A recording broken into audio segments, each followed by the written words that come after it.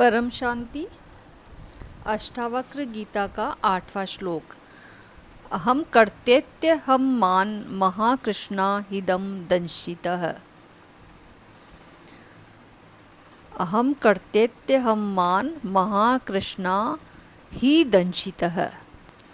नाहम कर्तेति विश्वासामृतम पीत्वा सुखी भव।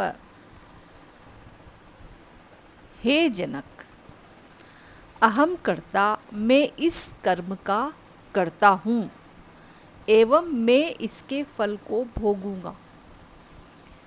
यह जो अहंकार रूपी काला सर्प है, इसी करके डसा हुआ सारा संसार जन्म मरण रूपी चक्र में पड़कर भटकता रहता है। मतलब ये अहंकार है कि हम खुद अपने आप को कर्मों का कर्ता मान लेते हैं और फिर हम ये मानते हैं कि हम इसके फल को भोगेंगे। तो ये जो अहंकार रूपी काला सर्प है, इसी वजह से, यह सोचने की वजह से ही सारा संसार जन्म मरण रूपी चक्र में पड़कर भटकता रहता है। और तू भी इस अहंकार रूपी सर्प करके डसा हुआ अपने को कर्ता और भोक्ता मानता है। उस अहंकार रूपी सर्प के विष के उतारने के लिए ना हम करता, मैं करता नहीं हूँ। जब ऐसे निश्चय रूपी अमृत को तू पान करेगा तब तू सुखी होवेगा। मतलब हम ये मानते हैं कि ये कर्म है जो हम नहीं कर रहे हैं।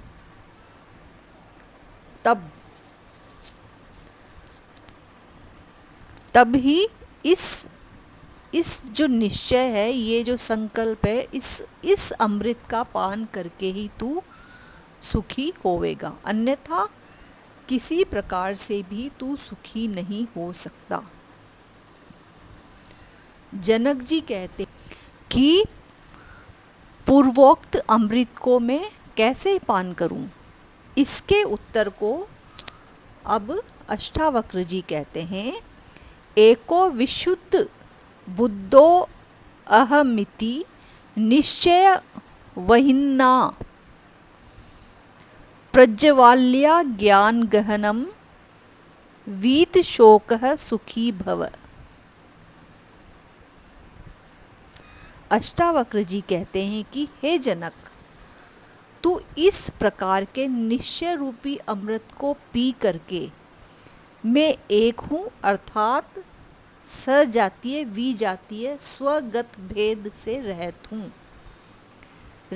हूँ। क्योंकि एक वृक्ष का जो वृक्षांतर में भेद है वह सजातीय भेद कहा जाता है, और वृक्ष का जो घटकादि को से भेद है उनका नाम विजातीय भेद है। वृक्ष का जो अपने शाखा दिकों से भेद है वह स्वगत भेद कहा जाता है। यह आत्मा तो ऐसी नहीं है, क्योंकि एक ही आत्मा सारे जगत में व्यापक है। यह परमार्थिक सत्ता वाला है और नित्य है। इसके अतिरिक्त कोई दूसरा नहीं है। इस वास्ते आत्मा में सजातीय भेद नहीं है। मतलब ये नित्य है, हमेशा ही ऐसा ही रहेगा, नित्य है। और परिच्छिन्न व्यवहारिक सत्ता वालों में सजातीय भेद रहता है, और आत्मा से भिन्न कोई भी पदार्थ परमार्थिक सत्ता वाला है। अतएव आत्मा से भिन्न सब मिथ्या है, क्योंकि कहा गया है ब्रह्म भिन्नम सर्व मिथ्या ब्रह्म भिन्नत्वात्। ब्रह्म से भिन्न सारा जगत ब्रह्म से पृथक होने के कारण शक्ति में रजत की तरह मिथ्या है। इस अनुमान प्रमाण से जगत का मिथ्यात्व सिद्ध होता है। इसी से आत्मा में विजातीय भेद भी नहीं है, क्योंकि स्वगत भेद सावयव पदार्थों में होता है। आत्मा देश काल और वस्तु के परिच्छेद से रहित है, क्योंकि देश, काल और वस्तु का परिच्छेद परिच्छिन्न पदार्थ में ही रहता है, व्यापक में नहीं रहता। जो वस्तु किसी काल में हो और किसी काल में न हो, वह वस्तु काल परिच्छेद वाली कहलाती है, मतलब समय से अलग है। जो आत्मा है वो समय से अलग है। इसका तीनों काल पे आत्मा का कोई प्रभाव नहीं पड़ता, भूतकाल, भविष्यकाल और वर्तमान काल। तो ऐसे घटपटादिक पदार्थ ही हैं। आत्मा तो तीनों कालों में एक सा जो का त्यों बना रहता है, इस वास्ते काल परिच्छेद से आत्मा रहित है। तो जो वस्तु एक देश में हो और दूसरे देश में न हो, वह देश परिच्छेद वाली कहलाती है। ऐसे घटपटादिक पदार्थ ही हैं। आत्मा तो सब देश में है, इस वास्ते वह देश परिच्छेद से भी रहित है। तो जो एक वस्तु दूसरी वस्तु में न रहे, वह वस्तु परिच्छेद कहलाती है। ऐसे घट पट में नहीं रहता है और पट घट में नहीं रहता है, परंतु आत्मा सब वस्तुओं में ज्यों की त्यों एक रस रहती है, इस वास्ते वह वस्तु परिच्छेद से भी रहित है। तो हे जनक, जो देश, काल और वस्तु परिच्छेद से रहित, नित्य और व्यापक है, वह एक ही सिद्ध होता है और वही तेरी आत्मा है। अतएव हे राजन, तू ऐसा निश्चय कर ले कि मैं ही सर्वज्ञ व्यापक हूँ और सजातीय विजातीय स्वगत भेद से रहित हूँ और विशेष करके शुद्ध हूँ, अर्थात अविद्या आदि मल मेरे में नहीं है। जब तू ऐसे निश्चय रूपी अग्नि को प्रज्वलित करके अज्ञान रूपी वन को भस्म कर देगा, तो फिर जन्म मरण रूपी शोक से रहित होकर परमानंद को प्राप्त होवेगा। मतलब क्या निश्चय करेंगे?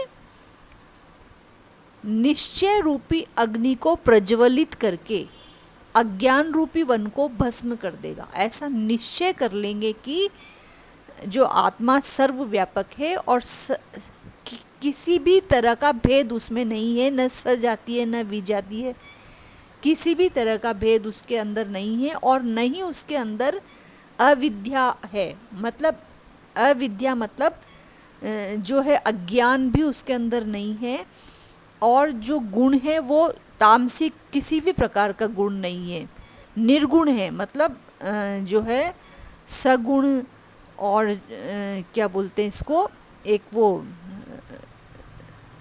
तामसिक गुण और राजसिक गुण और जो है ये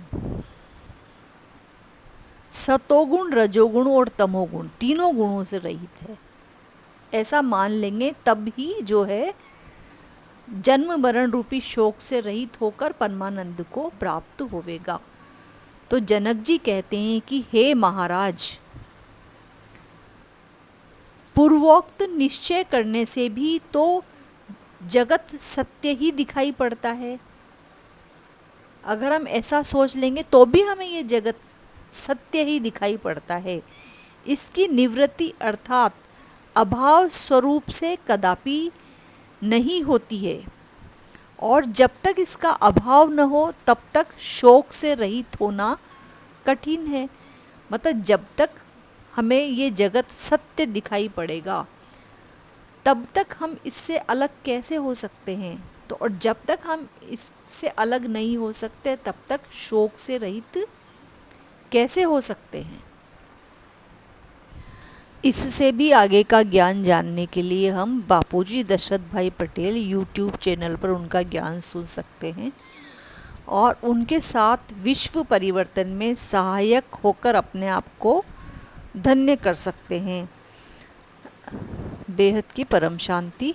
वीडियो को पूरा देखने के लिए बहुत बहुत धन्यवाद।